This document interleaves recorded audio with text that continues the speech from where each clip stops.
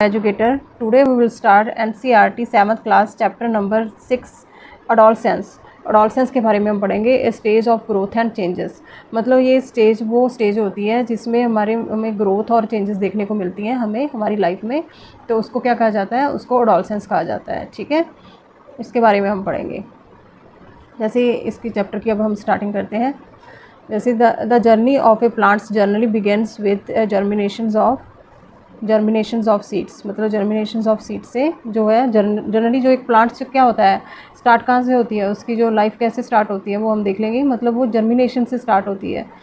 ठीक है ना, हमने पढ़ा था ना प्लांट्स की पहले क्या होता है, वो जर्मिनेशंस होती है विद ए प्रॉपर, हमें उसको प्रॉपर नॉरिशमेंट्स देनी पड़ती है। सीड्स बिकम ए सैपलिंग, मतलब उसके 2 लीव्स बन जाते हैं। ठीक है, फिर वो धीरे धीरे मैच्योर होता है तो एक जॉन्ग प्लांट्स बन जाता है।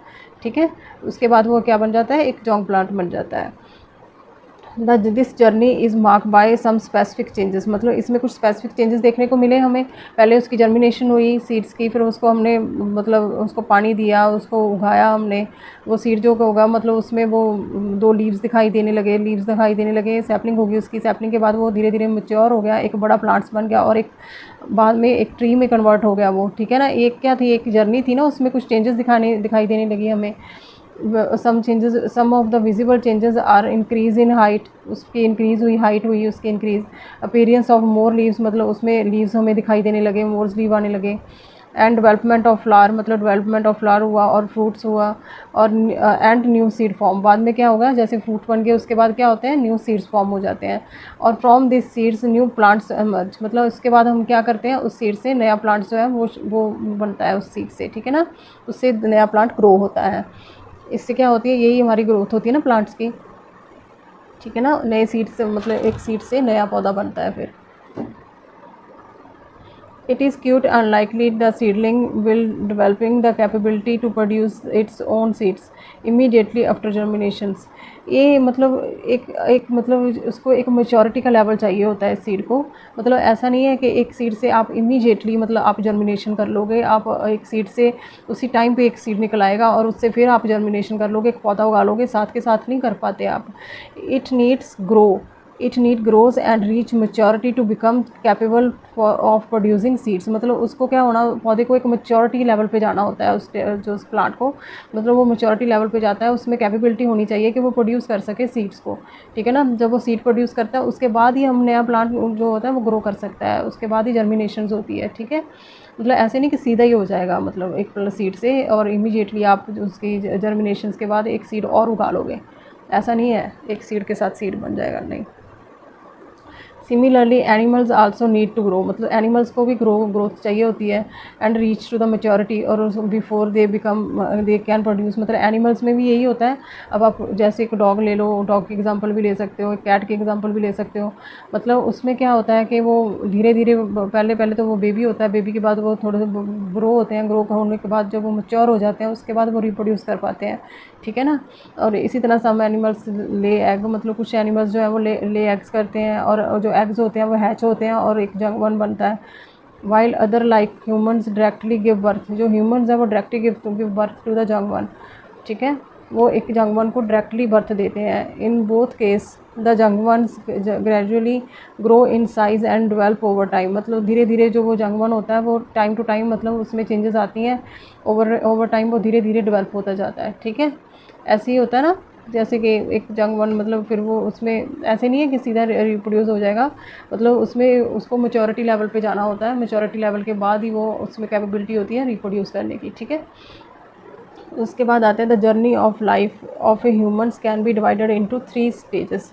मतलब जर्नी ऑफ लाइफ जो है ह्यूमंस की, उसको हम किस में डिवाइड कर सकते हैं, 3 स्टेजेस में डिवाइड कर सकते हैं। जैसे इन्फेंसी होगी, चाइल्डहुड हो गया, अडोलसेंस हो गया, अडल्टहुड हो गया, मतलब एंड ओल्ड एज। ये मतलब ये डिफरेंट स्टेजेस हैं। कितनी होगी, 1 2 3 4 5, ये 5 स्टेजेस हैं जिसमें से इस एक ह्यूमन बींग्स को मतलब गुजर के जाना पड़ता है। मतलब पहले इन्फेंसी होती है, फिर चाइल्डहुड आती है, फिर अडोलसेंस आती है, फिर अडल्टहुड आती है। बचपन के इसको क्या कहते हैं, इसको बचपना कहते हैं ना, बचपन कहते हैं, हमारा बचपन चाइल्डहुड हो गया, एडोलसेंस आ गई। उसके बाद यहाँ पे एक मैच्योरिटी लेवल आता है, यहाँ पे मैच्योर हो जाता है अडल्टहुड में, हम मैच्योर हो जाते हैं। ठीक है, मैच्योर हो जाते हैं।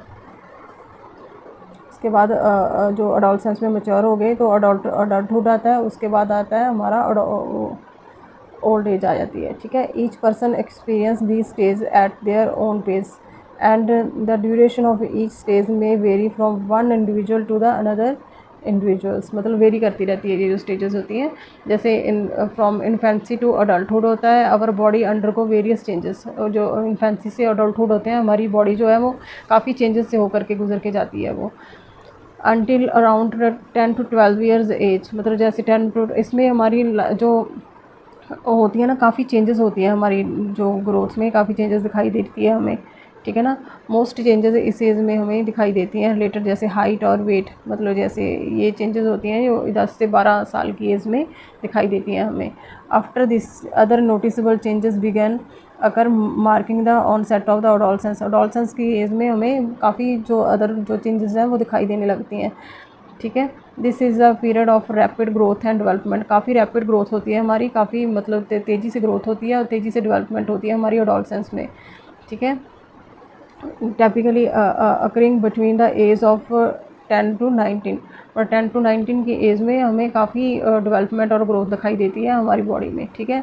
During the adolescence the body prepare for adulthood, adolescence में हमारी बॉडी जो है उसके बाद अडल्टहुड के लिए प्रिपेयर होती है हमारी बॉडी, ठीक है। Human like most other living beings can not be reproduce immediately after their birth, मतलब अब बर्थ के टाइम पे इमीडिएटली आप रिप्रोड्यूस नहीं कर सकते। जो हमारी बॉडी होती है ना, हमारी बॉडी को ग्रोथ लेनी पड़ती है, वो हमें मेच्योरिटी लेवल तक पहुंचना होता है, उसके बाद ही हम उस लेवल तक जब पहुंचते हैं मेच्योरिटी लेवल तक, तब हम रिप्रोड्यूस कर सकते हैं। Their body need to grow and reach the stage of a maturity and able to reproduce, तभी वो हम रिप्रोड्यूस कर सकते हैं जब हम मेच्योरिटी लेवल पर पहुँच जाते हैं, ठीक है। उसके बाद जो as human grow and develop, as human grow and develop they experience significant physical emotional behaviour changes, मतलब ऐसी चेंजेस जो है वो देखने को मिलती हैं हमारे अंदर, ठीक है ना। जैसे वो ग्रोथ करता है ह्यूमन, तो उसके अंदर डेवलपमेंट जैसे होती है, तो उसमें फिजिकल इमोशनल बिहेवियर चेंजेस दिखने को मिलती हैं along with the ability to the reproduce, ठीक है। सम ऑफ दीज चेंजेस में बी क्यूट क्लियरली ऑब्जर्वेबल, मतलब काफ़ी ईजिली हम उसको ऑब्जर्व कर सकते हैं, मतलब जो भी चेंजेस हमें इनमें से कुछ चेंजेस ऐसी होती हैं जो हम इजीली उनको ऑब्जर्व कर सकते हैं। वाइल अदर अगर इंटरनली, कुछ चेंजेस जो ऐसी होती हैं जिनको हम ऑब्जर्व नहीं कर सकते, वो इंटरनली चेंजेस होती हैं। दे मे गो अननोटिस, मतलब वो हम नोटिस नहीं कर सकते।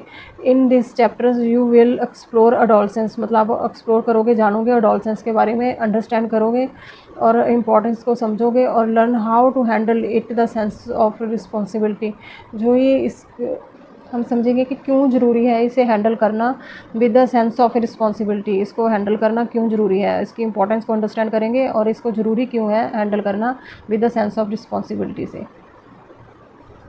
6.1 हम देखेंगे। 6.1 उसको हम देख लेते हैं। Growing with age the teenager years, मतलब टीनेज ईयर्स हमने देखने हैं, जो टीन मतलब जैसे टीन लगता है, जैसे 13, 14, 15, 16 लगता है ना टीनेज ईयर्स, मतलब हमने देखना है। ड्यूरिंग द समर वेकेशंस, अब हम चैप्टर की स्टार्टिंग कर रहे हैं इसकी।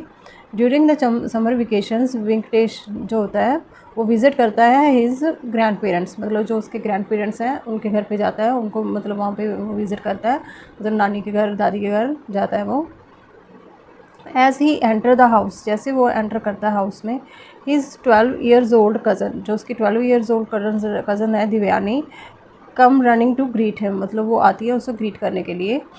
Venkatesh you have a thin, वो कहती है कि तेरे पास थी थिन मुस्टैच नाउ, आपके पास जो पतली पतली मूछें होती है ना, पतली पतली मूछें आ गई हुई हैं, उसके मुस्टैच आ गए हुए हैं। Your voice has also change, मतलब जो तुम्हारी वॉइस है वो भी चेंज हो गई हुई है। और वो वेंकटेश उसको ये कहता है दिव्यानी को, you have become so tall Divyani, मतलब अब तुम बहुत लंबी हो गई हुई हो पहले से। Let us try to understand the increasing interesting conversation जो हो रही है उसको अंडरस्टैंड करो, आप समझने की कोशिश करो कि वो क्या कह रहे हैं, मतलब इसमें क्या आपकी एज में क्या क्या चेंजेस आते हैं, मतलब आपकी मतलब एज के हिसाब से आप में कितनी ग्रोथ होती है, ये उस पर बात हो रही है, मतलब कितनी आपने ग्रोथ की है, मतलब आपकी हाइट में ग्रोथ हुआ है, आपके फेशियल के जो फेस पे मूछें आ गई हुई हैं, मतलब जो भी हेयर्स आगे हुए हैं, फेशियल हेयर आगे हुए हैं, मतलब उसकी वजह से मतलब आप में चेंजेस दिखाई देती है, हाइट की वजह से चेंजेस दिखाई देते हैं। अभी जहाँ पे एक एक्टिविटी दी गई हुई है 6.1, let us discuss take a jar and some paper slips, हमने सम पेपर स्लिप्स ले लेने हैं और टेक ए जार ले लेना है। Write down the changes you can notice among the students as they go from grade 5 to 8, मतलब 5th to 8th तक जो उसके ग्रेड में जो नोटिस करना आपने भी कौन सी चेंजेस जो हैं उनमें दिखाई दे रही हैं। These could be related to height, strength, behaviors and any other aspect. Please avoid writing name on the slips, मतलब आपने अवॉइड करना है कि आपने नेम नहीं लिखना स्लिप्स पे, आपने सिर्फ उनका बिहेवियर लिखना, स्ट्रेंथ लिखनी है और उनका हाइट के रिलेटेड जो है वो पॉइंट्स आपने मेंशन करने हैं, ठीक है। Fold the slips and place them in the jar, मतलब आपने प्लेस कर देना उस जार में फोल्ड करके। And mix all the slips receive from the students, जो भी आपने रिसीव करी हैं स्टूडेंट से वो आपने सारी मिक्स कर लेनी है, जो भी इन द क्लास, मतलब unfold and in the class unfold the collect slip one by one, आपने अनफोल्ड करनी है सारी स्लिप्स जो one by one. Based on the information on the slips discuss the changes on the students in the class, मतलब आपने जो change discuss करनी है वो चेंजेस को जो भी आपको दिखाई दे रही हैं स्लिप से, ठीक है। उसके बाद आपने ऑब्जर्व करना है सब कुछ, ठीक है ना। But were the most commonly observable changes among the students, मतलब आपको कौन सी चेंजेस जो है वो बहुत सी जो कॉमन आपको दिखाई दे रही होंगी, वो चेंजेस कौन कौन सी हैं वो आपने नोट कर लेनी है, ऑब्जर्व करनी है, अपने list these in the table 6.1, उनको लिस्ट डाउन कर लेना अपने 6.1 में, मतलब कौन कौन सी चेंजेस जो है आपको दिखाई दे रही हैं। जैसे यहाँ पे हाइट लिखा हुआ है, वेट लिखा हुआ है, स्ट्रेंथ लिखा हुआ है, अपीयरेंस लिखा हुआ है, आप यहाँ पे वॉइस भी लिख सकते हो, ठीक है। अब हम इस टेबल को फिल कर लेंगे। अब देखोगे जैसे हाइट है, हाइट में क्या चेंजेस आए, मैनी स्टूडेंट्स हैव ग्रोन टॉलर्स, मतलब वो क्या है वो टॉलर ग्रो करते हैं। और जो वेट और स्ट्रेंथ में क्या, सम हैव गेंड वेट, मतलब कुछ तो स्टूडेंट्स जो होंगे उनका वेट जो होगा वो गेंड होगा, और जो स्ट्रेंथ जो होगी वो काफ़ी स्ट्रॉन्गर उनके दिखाई देंगे, उनके मसल्स काफ़ी स्ट्रॉन्गर दिखाई देने लगेंगे आपको, काफ़ी मतलब जो आपके शोल्डर्स हैं वो भी ब्रॉडन दिखाई देने लगेंगे, मतलब स्ट्रॉन्ग दिखाई देने लगेंगे, ठीक है। और जो अपीयरेंस कैसा होगा, मतलब जैसे मूछें होती हैं, मूछें आ जाएंगी, फेशियल हेयर आ जाएंगे, उसके फेस के ऊपर फेशियल हेयर होते हैं ना, वैसे दिखाई देने लग जाएंगे।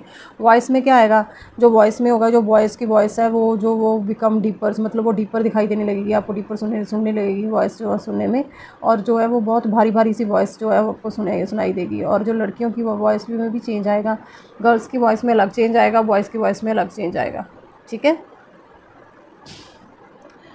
Have you also experienced some of these change, मतलब आपने कुछ ऐसी चेंज एक्सपीरियंस की हैं। If yes then it is because of you are also reaching this age gradually, मतलब आप भी इस एज में आप पहुंच गए हुए हो, आप भी इसी स्टेज में हो, इसीलिए आपको ये चेंजेस जो है वो दिखाई दे रहे हैं। आप एडोलसेंस वाली स्टेज में हो, इसलिए आपको ये चेंजेस दिखाई दे रही हैं, ठीक है ना। This stage start around 10 years of age, मतलब 10 ईयर ऑफ एज से स्टार्ट होती है, and can continue up to the age of 19, मतलब 19 की एज तक ये चलती है। It is usually a stage of development between childhood and adulthood, मतलब ये अडल्टहुड और चाइल्डहुड के बिटवीन की स्टेज होती है। पहले हमारा चाइल्डहुड होता है, उसके बाद अडोलसेंस आती है, उसके बाद अडल्टहुड आता है, ठीक है। एंड इसको क्या कहा जाता है, इसको अडोलसेंस कहा जाता है, ठीक है। ये क्या होती है, is usually stage of development between childhood and adulthood, जो अडल्टहुड और चाइल्डहुड के बिटवीन होती है उसको क्या कहा जाता है, उसको अडोलसेंस कहा जाता है, ठीक है। और ये एज जो होती है ये कितनी एज से, 10 ईयर्स से लेके 19 ईयर्स तक होती है, ठीक है। While analyze the table 6.1 you might have noticed the following, मतलब आपने फॉलोइंग चीज़ें नोटिस की होंगी। जैसे इंक्रीज इन हाइट है, from birth our body undergo continue growth, मतलब हमारी बॉडी जो है वो ग्रोथ करती है। And development including the increasing in height, मतलब हमारे में हाइट में इंक्रीजिंग आता है, ठीक है ना। और डेवलपमेंट होती है हमारे में, दिखाई देने लग जाती है। Increase in height become more prominent during the adolescence, adolescence में अक्सर हमारी जो हाइट ही है जो हमें दिखाई देने लगती है। बच्चों में जो है ना ज़्यादातर हाइट जो है वो बढ़ती है अडोलसेंस में, ठीक है ना। इस एज में हमेशा हाइट ग्रो करेगी आपकी, ठीक है। जो सबसे मतलब सबसे ज़्यादा मतलब दिखाई देने वाली कौन सी है, वो हाइट ही होती है। and change in body structure and weight gain, the boys grow, it might have seen the along with the growing toddlers, मतलब toddler and the gain the weight and their shoulders might be become a bit broader, मतलब bit broader दिखाई देने लग जाते हैं। मैंने बोला था ना वो bit broader है, ऐसे आप अपने टेबल में फिल भी कर सकते हो यहाँ से पॉइंट उठा करके। एंड देयर चेस्ट में भी गेट वाइडर, मतलब जो उसकी चेस्ट होती है वो भी वाइडर हो जाती है, चौड़ी हो जाती है। ऊपर जो शोल्डर्स होते हैं ना वो ब्रॉडर हो जाते हैं, ठीक है। ये ऊपर से शोल्डर है वो भी ब्रॉडर हो जाते हैं और जो चेस्ट है वो भी वाइडर हो जाती है। और गर्ल्स में क्या होता है, girls also undergo changes in height, मतलब गर्ल्स में भी चेंजेस आपको हाइट्स में दिखाई देने लगेगी और वेट में भी चेंजेस दिखाई देने लगेगा। And other body changes like development of breast, मतलब उभरना, मतलब उनकी चेस्ट में उबाल दिखाई देने लगेगा आपको। अब चेंज इन वॉइस, मतलब चेंज इन वॉइस में मतलब आपकी जो वोकल वॉइस है वो भी, उसमें भी चेंज आएगा ना, आपकी जो वॉइस बॉक्स होता है आपका, मतलब उसमें भी चेंजेस आपको दिखाई देने लगेगी, ठीक है ना।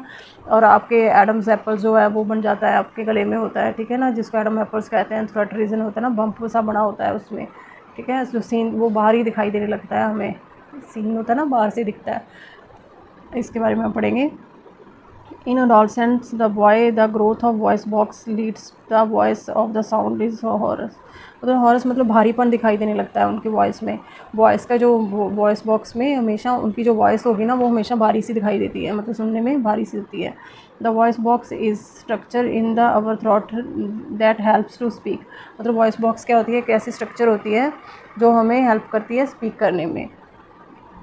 The growth of may be seen as a bump, मतलब बम्प की तरह दिखाई देता है हमें। एडम, उसको क्या कहा जाता है, उसको एडम एप्पल कहा जाता है, जैसे कि ये दिखाई दे रहा है ना, इसको एडम एप्पल कहते हैं।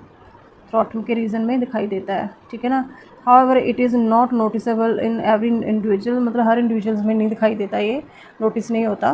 But the voice box also growth in adolescent, मतलब जो गर्ल्स होती हैं उसमें भी ग्रो होता है, but it is not as a big as in the boys, मतलब जैसे बॉयज़ में बिग दिखाई देता है ना, बाहरी दिखाई देता है, पर लेकिन जो गर्ल्स होती हैं उनमें इतना बिग नहीं होता, इतना उनका बाहर नहीं दिखाई देता, मतलब गर्ल्स में उनकी जो चेंजेस होती हैं slight leading to the only slight change in voice, मतलब उनकी वॉइस में तो काफ़ी भारापन और काफ़ी चेंजेस आती हैं, मतलब गर्ल्स की वॉइस में इतनी चेंजेस नहीं आती जितनी बॉयज़ की वॉइस में चेंज आती है, ठीक है।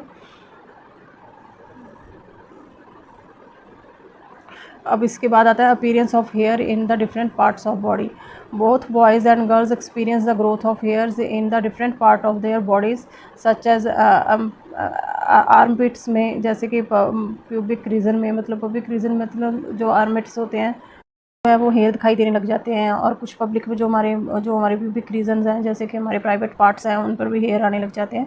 Boys often develop facial hairs, मतलब बॉयज़ के जो होते हैं वो ऑफन से होते हैं, वो फेशियल हेयर्स होते हैं, मतलब जो उनके फेशियल हेयर्स दिखाई देने लगते हैं। And later grow into the moustache and the beard, मतलब उनकी दाढ़ी आ जाती है, मूछ आ जाती है, वो दिखाई देने लग जाती है।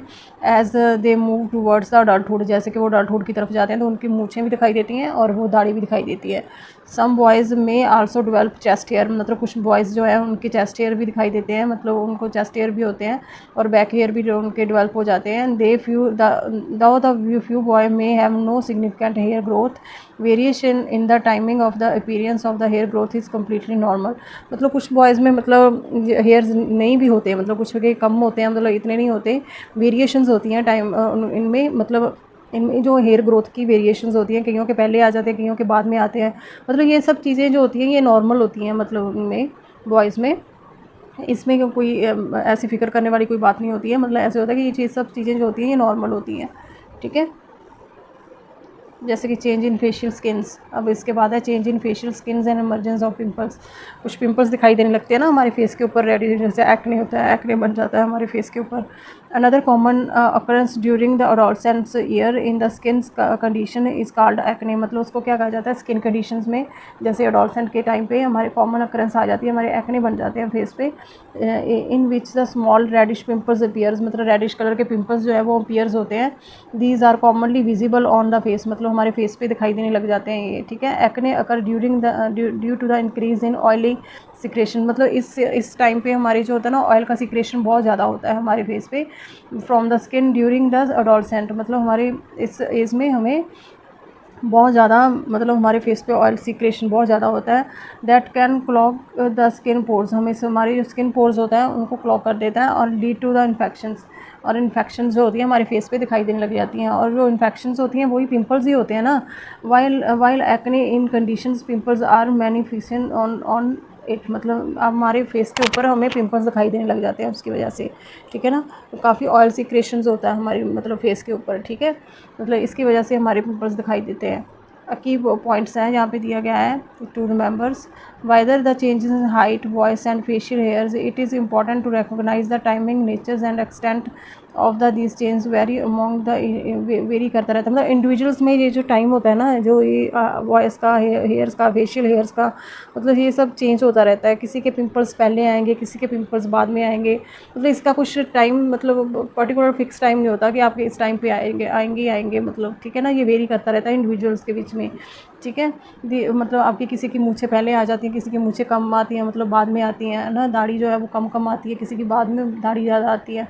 मतलब these variations are commonly completely normal. ये जो वेरिएशंस होती हैं ये कम्प्लीटली नॉर्मल्स होती हैं, ठीक है ना। Each person experience adolescence in at his or her own pace and its duration also varies from one person to another. मतलब इसकी जो ड्यूरेशंस है ना वो वेरी करती है one person to another person, ठीक है। इसके बाद जो है, now we have understood some of the changes that take place during the adolescence, particularly those that are easily observable. Some of these characteristics change like change in voice and the growths of the facials and chest hair in the boys and the development of the breast. मतलब ये सब changes जो है ये commonly हैं, तो जो आपको दिखाई देने लगेंगी, ठीक है ना। जो भी है, मतलब ये जो प्रोसेस है हमारे अंदर, जो भी चीज़ें हैं जो हमारे फेस के ऊपर आ रहा है, जो कुछ भी है, ठीक है ना। अडोलसेंस के टाइम पे ये जो चीज़ें जो हैं जो दिखती हैं वो, मतलब ये जो चीज़ें नॉर्मल हैं, ये दिखाई देंगी, जो ऑब्ज़र्व होंगी, ठीक है। द डेवलपमेंट होती है जैसे ब्रेस्ट में इन गर्ल्स में are not directly involve in the process of reproductions. और these characteristics change help the distinguish males and the females, ठीक है ना। उसके जो सेकेंडरी सेक्सुअल कैरेक्टरिस्टिक्स हैं, मतलब वो डेवलप होते हैं बच्चों में। मतलब जो, मतलब उनको क्या कहा जाता है, सेक्सुअली कैरेक्टरिस्टिक्स कहा जाता है। इन कैरेक्टरिस्टिक्स को जो चेंज होती हैं, जो मेल्स और फीमेल्स में दिखाई देती हैं, उनको सेकेंडरी सेक्सुअल कैरेक्टरिस्टिक्स कहा जाता है। चीज़ होती हैं ना, ये हमें हेल्प करती हैं, हमें समझने के लिए, हमें अंडरस्टैंड करने के लिए, कि डिस्टिंग्विश करने के लिए मेल्स और फीमेल्स को, मतलब डिस्टिंग्विश करना है मेल्स और फीमेल्स को। मतलब ये जो चेंजेस होती हैं ये ऑब्जर्व होती हैं ना, ये दिखाई देती हैं। अभी हमने पीछे पढ़ा भी है मतलब इसके बारे में कि ये ग्रोथ होती है, जो चेंजेस होती हैं ये हमें दिखाई देती हैं बॉडी में, हमें ऑब्जर्व होती हैं। ये हमें क्या बताती हैं, ये हमें ये बताती हैं मेल और फीमेल में डिस्टिंग्विश करती हैं, ये उनको डिफरेंस बताती हैं कि मेल कौन है और फीमेल कौन है, ठीक है ना। उसके लिए होती हैं ये सब चेंजेस, ठीक है।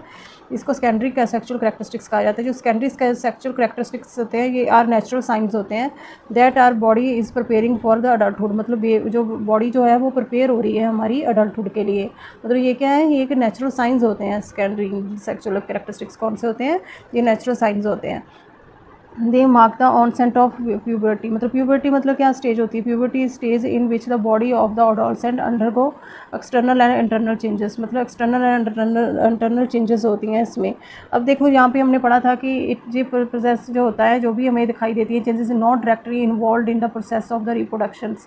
मतलब ये रिप्रोडक्शन के लिए, प्रोसेस के लिए इन्वॉल्व नहीं होती है। जो चेंजेस होती हैं हेयर का आना पुराना, इसका मतलब ये नहीं होता कि आप रिप्रोडक्शन के लिए, किसी न्यू बॉर्न को देने के लिए, जन्म देने के लिए आप रेडी हो। मतलब ये सिर्फ चेंजेस हैं जो आपको सेकेंडरी चेंजेस होती हैं, जो ये चेंजेस होती हैं ये बताती है, डिस्टिंग्विश करती हैं मेल्स और फीमेल्स को, ठीक है ना। अब ये एक स्टेज आ जाती है प्यूबर्टी स्टेज। प्यूबर्टी स्टेज में in this stage which the body of the adolescent undergo external and internal change to develop an adult. मतलब एक अडल्ट बनने के लिए उसमें इंटरनल और एक्सटर्नल चेंजेस आती हैं बॉडी के अंदर। आपके इंटरनली भी आप चेंजेस होते हो और एक्सटर्नली भी आपको जो है वो चेंजेस आपके में दिखाई देने लगती हैं अडोलसेंट की स्टेज में। मतलब आप जो कैपेबल हो सको, आप अडल्ट बनने में आप कैपेबल हो सको भी, आप उसके बाद अडल्ट बनो और एक कैपेबल हो सको आप रिप्रोडक्शन के लिए, मतलब आप रिप्रोड्यूस कर सको एक न्यू बॉर्न बेबी को।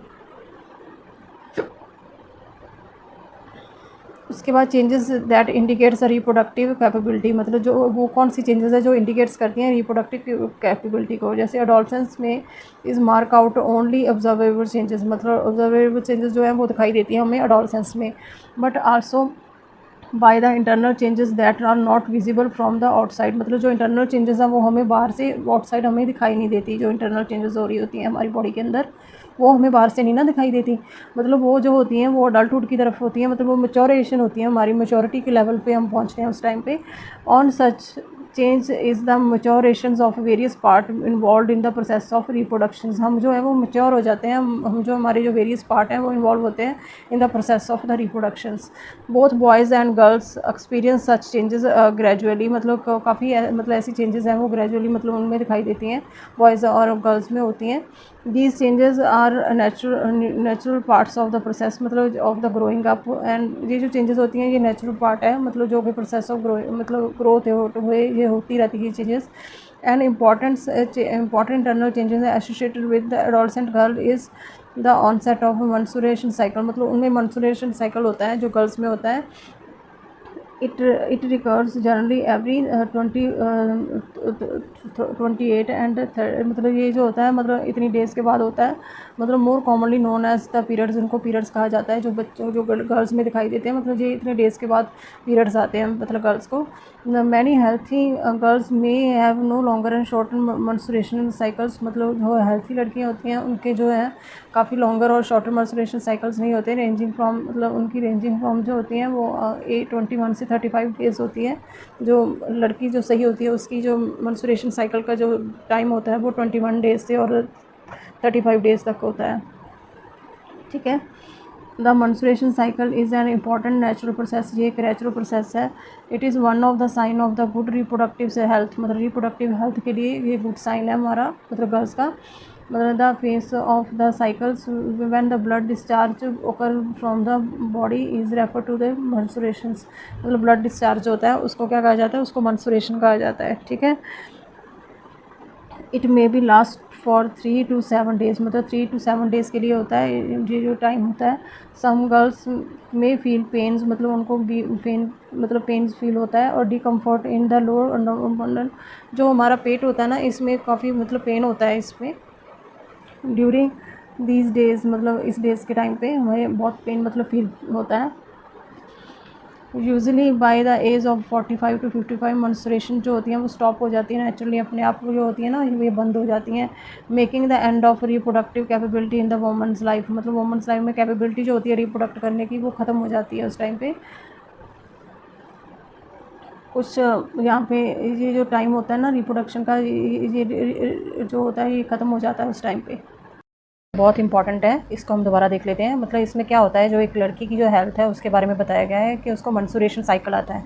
इसको साइकिल क्यों कहा जाता है, इसको साइकिल इसलिए कहा जाता है क्योंकि ये जो क्योंकि ये रिपीट होता है हर मतलब 28 और 30 डेज़ में ये रिपीट होता रहता है। मतलब आपको मेंस्ट्रुएशंस आते हैं तो ये इसको पीरियड्स भी बोला जाता है, ये लड़कियों को रिपीट होता रहता है 28 से मतलब 30 डेज़ के बाद ये रिपीट होता है। मैंने जो हेल्थी गर्ल्स हैं कुछ लड़कियों को ऐसे भी होता है कि 21 से 35 डेज़ भी हो जाता है, वेरी भी हो जाता है ये, मतलब ये कईयों को 21 डेज़ के बाद भी आ जाता है या 35 डेज़ के बाद भी पीरियड्स आ जाते हैं। तो इसमें कोई टेंशन लेने वाली बात नहीं होती है, ये सही होता है। The menstruation cycle is important natural process, मतलब ये एक इंपॉर्टेंट नेचुरल प्रोसेस है जो गुड प्रोडक्टिव हेल्थ दिखाता है कि ये साइन होता है गुड प्रोडक्टिव हेल्थ का, कि ये शो करता है कि आपकी प्रोडक्टिव हेल्थ कैसी है, रिप्रोडक्टिव हेल्थ आपकी अच्छी है, ठीक है ना। The phase of the cycle when the blood discharge, मतलब इसमें क्या होता है आपके जो ब्लड डिस्चार्ज होता है लड़कियों के जो प्राइवेट पार्ट्स हैं ना उसमें से ब्लड डिस्चार्ज होता है उसको क्या कहा जाता है, उसको मेंस्ट्रुएशंस कहा जाता है। जो फेस होता है ना साइकिल का इसमें ब्लड डिस्चार्ज होगा, मतलब जो मतलब 3 to 7 डेज़ का होता है ये, मतलब 3 to लेके 7 3 दिन से लेकर के 7 दिन तक ये होता है, ठीक है ना।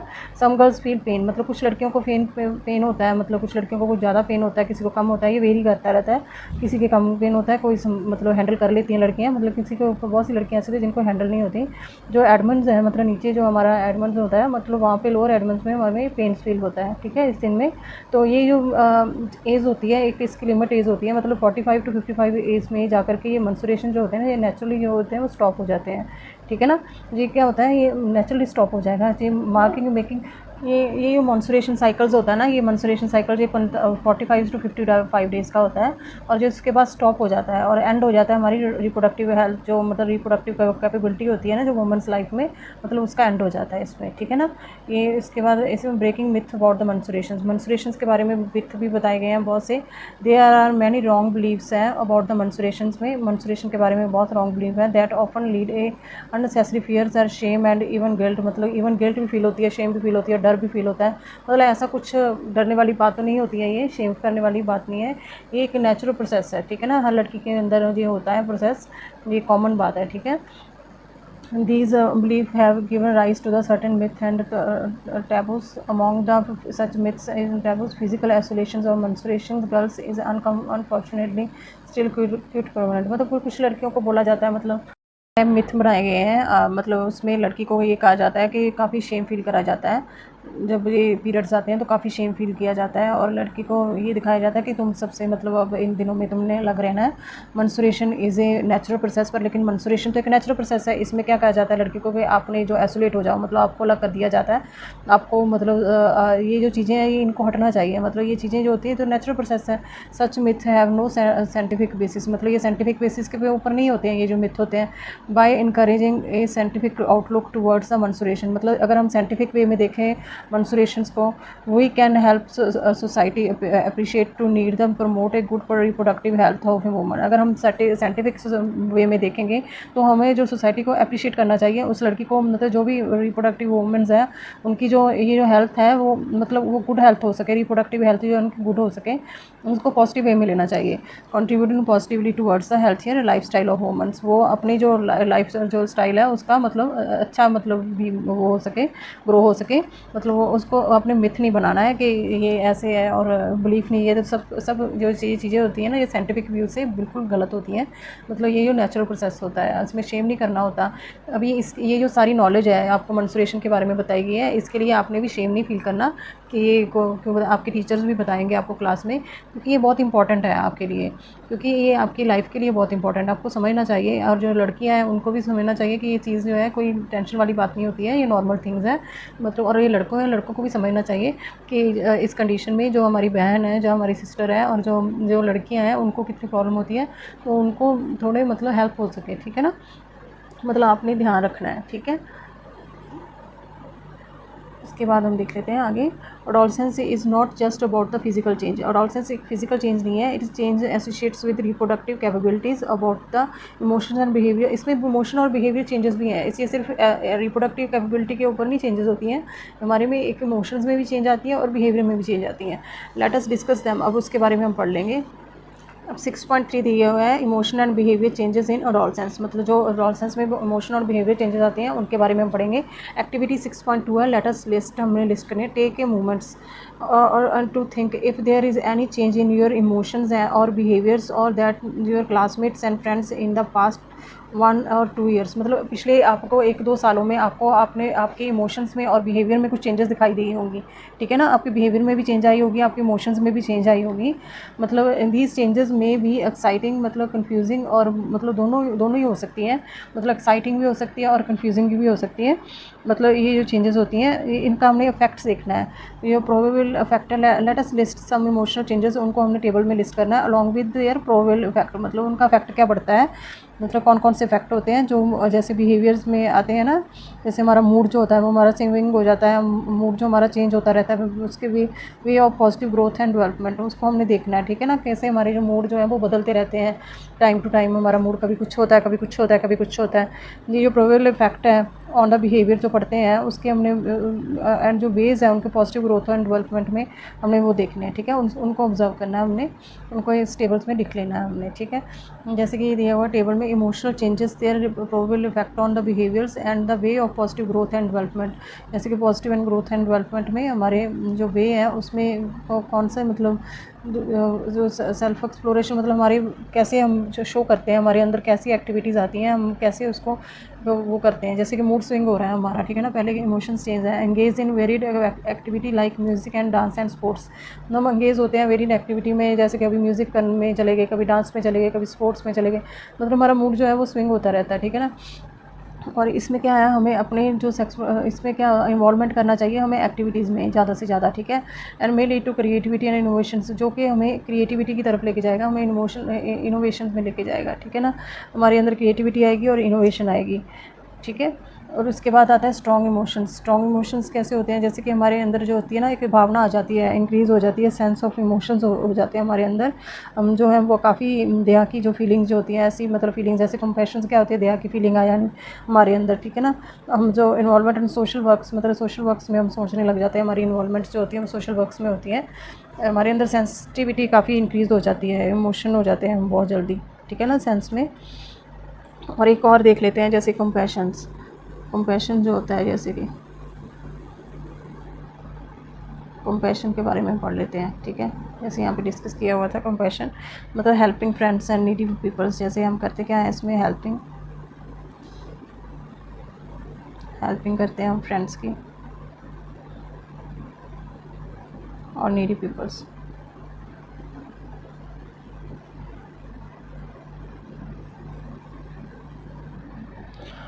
ठीक है। हम उनकी हेल्प करते हैं ना, फ्रेंड्स की और नीडी हेल्प, मतलब जो दया की हमारे अंदर फीलिंग होती है ना, इमोशंस जो होते हैं हमारे ऐसे होते हैं यहाँ पे, ठीक है। कंटिन्यू रहते हैं हम सोशल वर्क में, कंटिन्यूटी रहती है हमारे अंदर सोशल वर्क में।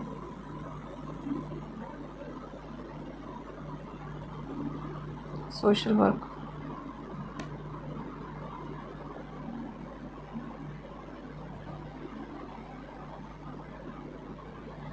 ठीक है। And participate in charity events, participate in charity events.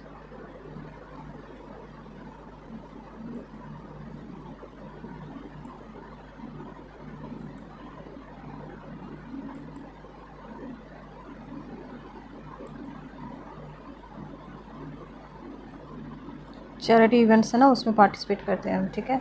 While discussing table 6.2 you have, उसके बारे में दिया गया। While discussing table 6.2 you may have explored the Divers behaviour changes in the adolescence. मतलब आप जो है आपने काफ़ी सारे चेंजेस देखे होंगे आपके एडोलसेंस में, बिहेवियर चेंजेस आते रहते हैं। This is because of adolescent is often marked by stronger emotions. जो है ना, this is because of the adolescent is often marked by stronger emotions than the childhood. मतलब चाइल्डहुड से ज़्यादा जो होती है ना, नई नई चीज़ों को आप, मतलब इसमें आप नई नई चीज़ों, मतलब इसमें जो होते हैं आपके स्ट्रॉन्गर इमोशंस होते हैं चाइल्डहुड से ज़्यादा। बचपना होता है ना, जो बचपन में आप आपसे यहाँ पे जो एडोलसेंस होती है ना, इसमें आपके इमोशंस जो होते हैं ना काफ़ी स्ट्रॉन्गर होते हैं। These emotions might affect adolescent behaviour, मतलब काफ़ी एडोलसेंट के बिहेवियर करते हैं। Like taking up joining social initiatives to support the needy. मतलब काफ़ी कुछ पूछना, मतलब जानकारी के लिए आप जो है क्वेश्चन पूछते हैं, नई नई चीज़ें पूछते रहते हो और ज्वाइन करते हो। जो आपके अंदर जो फीलिंग आती है ना दूसरे की मदद करने की फीलिंग, वो आती है, वो डेवलप होती है इसमें। आपके जो आपके अंदर जो होते हैं नए नए इंटरेस्ट जागते हैं, ठीक है। डिसएडवांटेज जो और developing the deeper interest in the new areas में डीपर इंटरेस्ट जो आपके डेवलप होते रहते हैं, ठीक है। इसमें क्या होता है, आप जो बेसिकली क्या होता है, आप नई नई चीज़ों के बारे में जानकारी लेने की कोशिश करते हैं, अपने नए नए क्वेश्चन पुट करते हैं, आप उसके बारे में और जानने की कोशिश करते रहते हैं, नॉलेज बढ़ाते रहते हैं अपनी, और दूसरे की मदद करते हैं करने की फीलिंग आपके अंदर होती है। आप नीडी पर्सन जो होते हैं उनके अंदर, आपके अंदर काफ़ी दया की फीलिंग होती है, ठीक है, इस टाइम में, ठीक है। Understanding how our emotions influence our behaviour and actions. अगर हम समझ लें, अच्छी तरह से समझ लें, अंडरस्टैंड कर लें कि ये क्यों हो रहे हैं, मतलब ये जो चेंजेस हैं ये क्यों हो रहे हैं, तो हम उसके लिए हम एक्शंस ले सकते हैं। मतलब कुछ भी हम जो भी है हम अच्छे से अगर इसको समझ लेते हैं, जान लेते हैं, तो हम जो है चॉइसेस कर सकते हैं। हम जो can help to make better choices, मतलब कुछ चॉइसेस कर सकते हैं एंड रिस्पॉन्ड कर सकते हैं सिचुएशंस को थ्रू और थॉटफुली। मतलब हम जो है थॉटफुली जो है हम उस सिचुएशंस को हैंडल कर सकते हैं, जो भी सिचुएशंस होती हैं। जैसे इमोशंस में कुछ भी चेंजेस आ रहा है, अगर हम इन सबको चीज़ों को समझ लेते हैं ना, तो हम उसको हैंडल कर सकते हैं हमारी इमोशंस को, ठीक है ना।